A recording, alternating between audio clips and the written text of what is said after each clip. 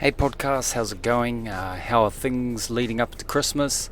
No doubt it's busy for everyone this time of the year. This week's episode is just a bit of a mashup of some of the interviews I've done so far with what I believe are some pretty inspirational women. And so I've just managed to take out some of the best bits from some of the chats I've had and just sort of mashed it together into one episode. So the first person that you're going to be hearing from is Kat. Kat was the second person that I interviewed for my podcast. We talked about all things ADHD, but also she talked about sort of her mindset and how she approaches life and dealing with, I guess, some of the bad things that can happen. So this first bit is just Kat talking about how she deals with, I guess, challenges that she has. What I want to talk to you about is because I believe you're an inspirational person. Right. Oh, thank you. Single mother, a child with ADHD, and also your second child as well. 18 months. 18 months. Yep. Now, I remember not too long ago where you put a post out because you just got made redundant from your job. And what I saw after that, I just thought, shit. She's kicking ass, right? You come out with your property styling business that you've just started, and then you're back into real estate. Yes. Able to just maybe tell us, look, your mentality, like if I can just talk about your mentality for a little bit. To do that, because we live in a world where a lot of people are blaming and they're not doing something because blah blah, for whatever reason, and we all have our own problems and struggles that we're going through. Tell me your mentality and how you deal with the situation that you've been dealt with. Well, you can always feel sorry for yourself, or like I like to say, don't get bitter, get better. So look at every situation and say, like, do I want to be here? Like, where do I want to be? Like, me sitting around feeling sorry for myself is not helping anybody. It's not helping my kids. It's not helping, certainly not helping me. Like, you cry, whatever, but just do it. Get back up on your feet and just go. And that's another thing, I suppose, with ADHD. You get bored easily. If you can't just sit home and do nothing. Go out there and do something. Like, I need to start slowing down at the moment because I've got the PAAA, I've got my business I'm trying to do, and as well as work, and then all the other kids stuff as well. But I want to be a good example for my kids. I know that Ashton tells me all the time he hates me, but he won't one day. He'll know one day that I'm doing it all for them. So Next up is Chaya. The first bit of audio, she talks about how she went about getting her degree. Very good listen, this particular bit of audio.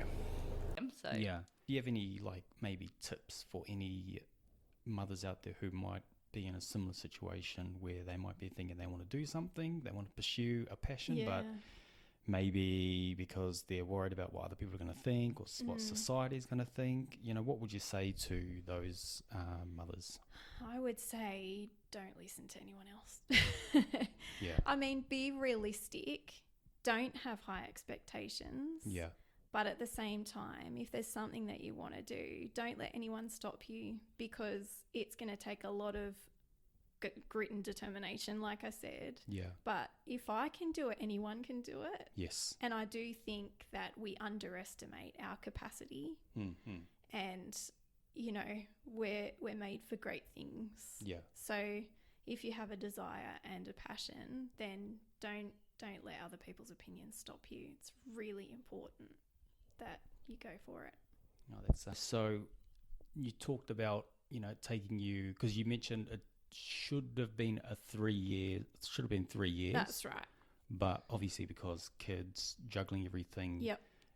So how did you go about doing that? Because I'm sure there's a lot of people out there, mothers, who are in a probably similar situation. They sort of want to do something, but it is pretty tough. So tell me how you went about doing that. Well, I was a mature age student, so to begin with, it wasn't quite as easy as just going to uni. I was working full time, so I had to make the call. If I did want to do my degree, I had to do it by distance. It was a pretty massive undertaking, but I thought if in 8 years I've done a degree and I've worked hard for it, then awesome.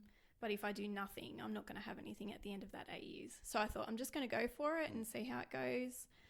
I hadn't had any children at that point. We were actually trying to conceive at that time. Yeah. So I just thought, well, I'll just see what happens. So that 3-year degree, I knew it would take me longer. So I was perceiving it would probably take me about 6 years. Okay. So I was working full time, studying part time. I then had my first child. So I had to defer a little bit. But the uni was really flexible and it was really fantastic the way that it worked out. So I just paced myself. I knew I wanted to finish, and there was never a time where I wanted to give up because I was determined to do this degree. And, you know, I knew that there were going to be challenges. So I just sort of went with it and came back to it when I could and deferred when I had another baby, and again when I had another baby. So I just did it as quickly as I could with the ability that I had at the time. Yeah. So it ended up taking me 8.5 years to finish my degree. But that also has its bonuses, because in that time I'd matured a lot and I'd come to sort of know what I wanted to work in at the same time. So it worked out for the best.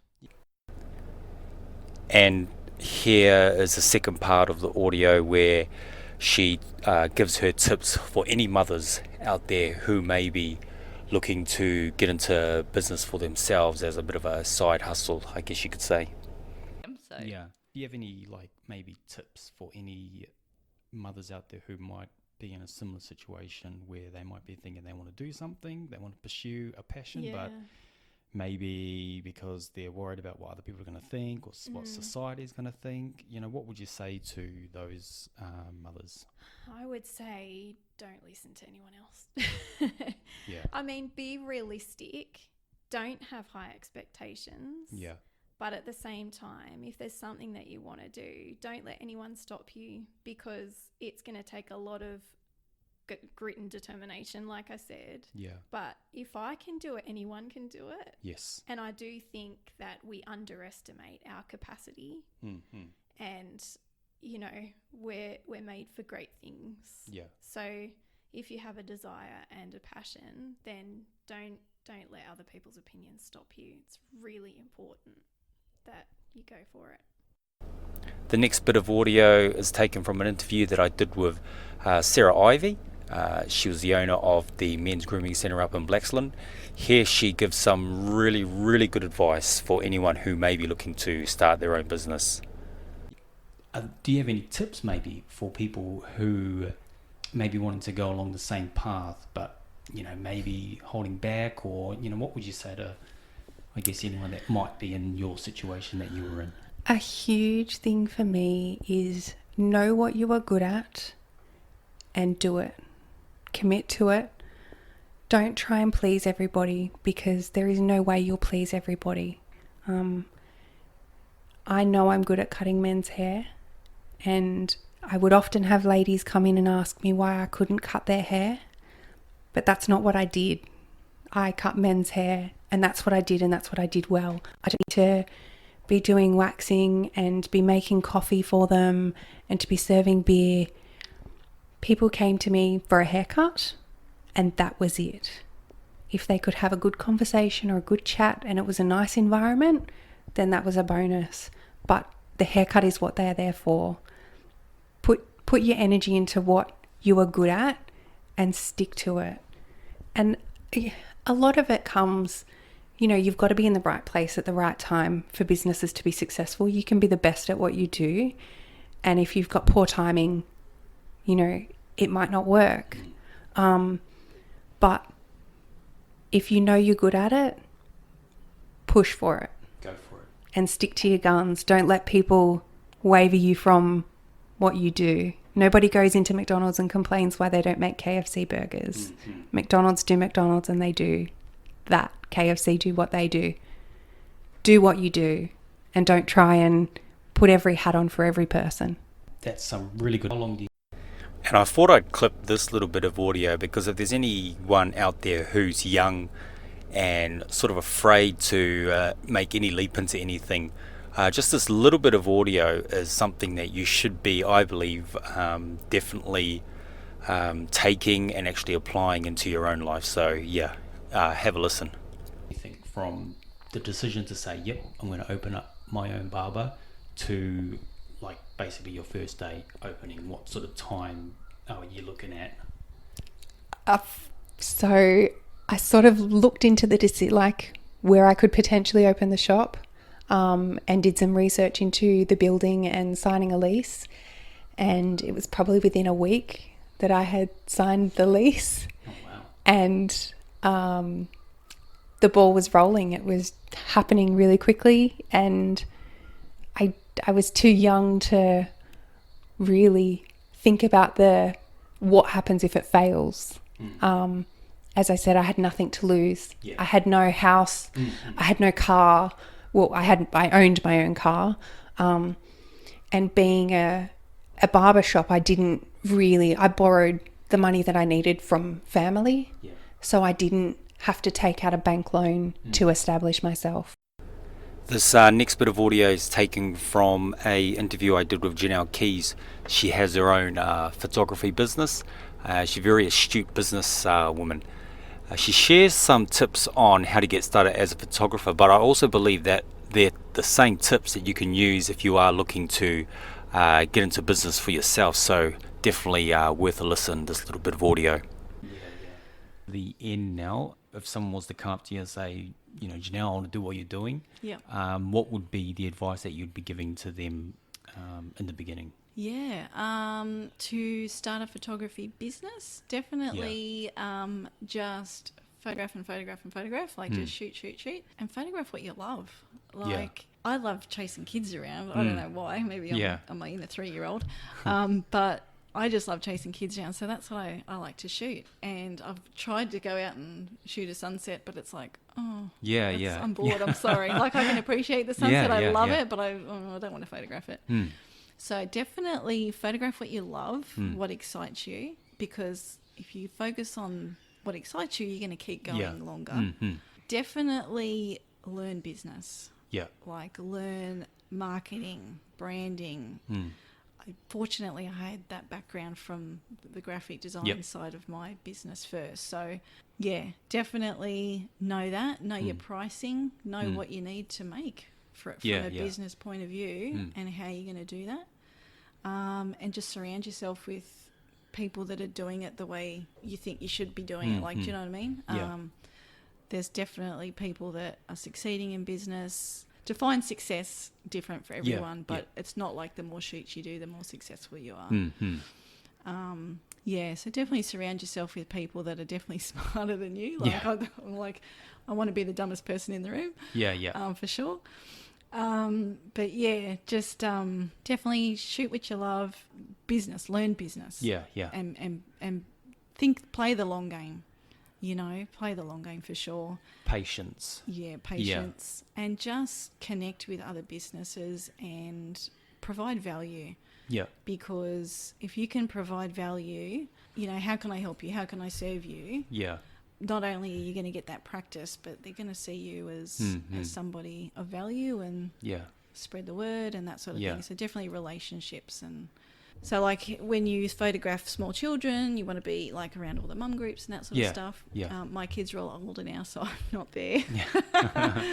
But I might go and look for businesses that are and provide value to them and that sort of thing. So it's just about surrounding yourself with other like-minded people. And this last little bit of audio is Janelle again, and she talks about how she deals with rejection with her business. Something that's very hard for a lot of us to deal with at the best of times, but when you have your own business, I guess it could be something that's a little bit harder to deal with. So she shares her tips on how she deals with that. Dealing with rejection, is that something you've had to deal with? Oh my goodness, yes. Yeah, for sure, because my business is like, when you have a business that you create stuff and you put it in front of a client, and they go, I don't like it, or I don't think that's worth X amount of dollars, you take it on board, and you're like, oh, you know, it does affect your self-value. So you sort of definitely have to separate yourself from the work as much as possible. It's really hard, especially when, you know, you love what you do and you get really friendly with the client and that sort of stuff. But at the end of the day, if rejection is there and a client is not happy, just no problem. What can we do to make, like, just, it's not an attack on you.